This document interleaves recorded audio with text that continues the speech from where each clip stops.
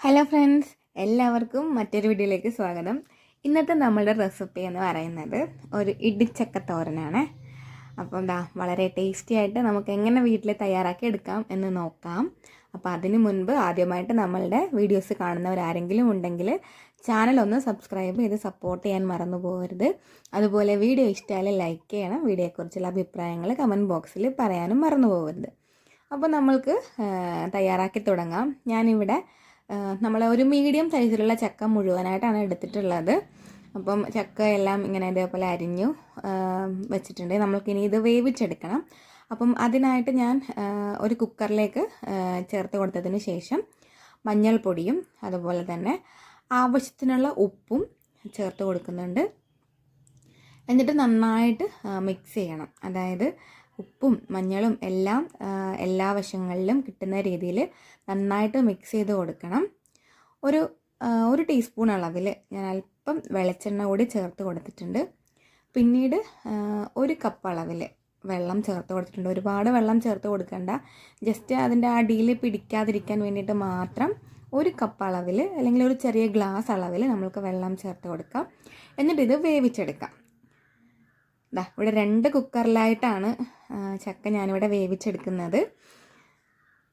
ഒരു 2 വിസിലോളം തന്നെ ധാരാളം മതി. നമ്മളുടെ ഈ ചക്കയെല്ലാം നന്നായിട്ട് വെന്ത് കിട്ടും. ഇപ്പോൾ 2 കുക്കറും 2 വിസിലടിച്ചതിന് ശേഷം ഞാൻ മാറ്റി വെച്ചിട്ടുണ്ടായിരുന്നു.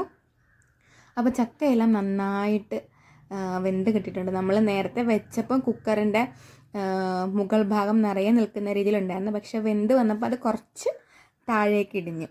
ഇനി നമ്മൾക്കിതിൻ്റെ അരപ്പ് തയ്യാറാക്കി എടുക്കാം. ഞാനിവിടെ ഒരു 1.5 തേങ്ങയാണ് ചിരവി എടുത്തിട്ടുള്ളത്. അതായത് ഒരു തേങ്ങയും പിന്നീട് ഒരു തേങ്ങയുടെ പകുതിയും. അതിലേക്ക് 3-4 ചെറിയ ഉള്ളി, അതുപോലെ തന്നെ 6-7 അല്ലി വെളുത്തുള്ളി, പിന്നെ നമ്മൾക്ക് എരിവിന് ആവശ്യമായിട്ടുള്ള പച്ചമുളക് ചേർത്ത് കൊടുത്തിട്ടുണ്ട്. പിന്നീട് 1 ടേബിൾ സ്പൂൺ അളവിൽ ചെറിയ ജീരകമാണ് ചേർത്ത് കൊടുത്തിട്ടുള്ളത്. അല്പം മഞ്ഞൾപ്പൊടിയും കൂടെ ചേർത്തെടുക്കാം. 1 ടീസ്പൂൺ അളവിൽ മഞ്ഞൾപ്പൊടി ചേർത്ത് കൊടുക്കാം. എന്നിട്ട് നമ്മൾക്ക് നന്നായിട്ടിത് ചതച്ചെടുക്കാം. നമ്മൾ സാധാരണ അവിയലിനൊക്കെ എടുക്കില്ലേ, അതുപോലെ തന്നെ നന്നായിട്ടൊന്ന് ചതച്ചെടുക്കാം. ഇനി നമ്മൾക്ക് ഈ തോരൻ തയ്യാറാക്കി തുടങ്ങുന്നതിന് വേണ്ടിയിട്ട് ഒരു അടികട്ടിയുള്ള ഉരുളിയിലേക്ക് ഞാൻ വേവിച്ച് വെച്ചിട്ടുള്ള ചക്കയെല്ലാം ചേർത്ത് കൊടുക്കുവാണ്. എന്നിട്ട് നമ്മൾക്കിത് നന്നായിട്ട് ഒന്ന് ഇങ്ങനെ കുത്തി കൊടുക്കുക. അതായത് ഇങ്ങനെ ഇടിച്ചക്ക തോരൻ എന്നല്ലേ പറയണം. അപ്പം ഇങ്ങനെ കുത്തി കൊടുക്കണം. എന്നിട്ട് നമ്മൾക്ക് തേങ്ങാരപ്പ് ചേർത്ത് കൊടുക്കാം. ചതച്ചെടുത്തിട്ടുള്ള തേങ്ങാരപ്പ് ചേർത്ത് കൊടുക്കുന്നുണ്ട്. പിന്നീട് അല്പം കറിവേപ്പില എത്രത്തോളം ചേർത്ത് കൊടുക്കുന്നോ അതിനനുസരിച്ച് നമ്മളുടെ ഈ തോരൻ നല്ല ടേസ്റ്റ് തന്നെയാണ് കിട്ടുക.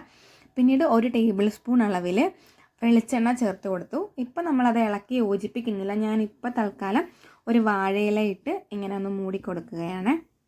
നമ്മൾ വാഴയിലേക്ക് ഇട്ട് ഇതേപോലെ ഇങ്ങനെ മൂടിക്കൊടുത്ത് അതിൻ്റെ ആ ആവിയിലിരുന്ന് ഒരു 5-10 മിനിറ്റ് അതിൻ്റെ ഒരു മീഡിയം ഫ്ലെയിമിൽ വെച്ച് ആ ഒരു ആവിയിലിരിക്കുമ്പോഴത്തേക്ക് നമ്മളുടെ ഈ തോരൻ ഒരു അടിപൊളി ടേസ്റ്റ് തന്നെയാണ് കിട്ടുന്നത്.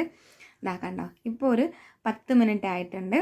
ഈ സമയത്ത് ഞാൻ വാഴയില മാറ്റി. ഇനി നമ്മൾക്ക് അരപ്പുമായിട്ട് നന്നായിട്ടൊന്ന് ഇളക്കി യോജിപ്പിക്കണം. അത്രയേ ഉള്ളൂ നമ്മളുടെ ഈ ഇടിച്ചക്ക തോരൻ. വളരെ ടേസ്റ്റിയാണ്. വളരെ എളുപ്പത്തിൽ നമ്മൾക്ക് വീട്ടിൽ തയ്യാറാക്കി എടുക്കാം.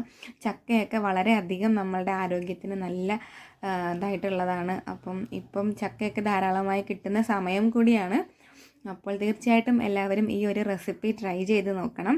നമ്മുടെ ഇടിച്ചക്ക തോരൻ ഇവിടെ റെഡി ആയിട്ടുണ്ട്. നല്ല ഡ്രൈ ആയിട്ട് തന്നെ കിട്ടിയിട്ടുണ്ട്.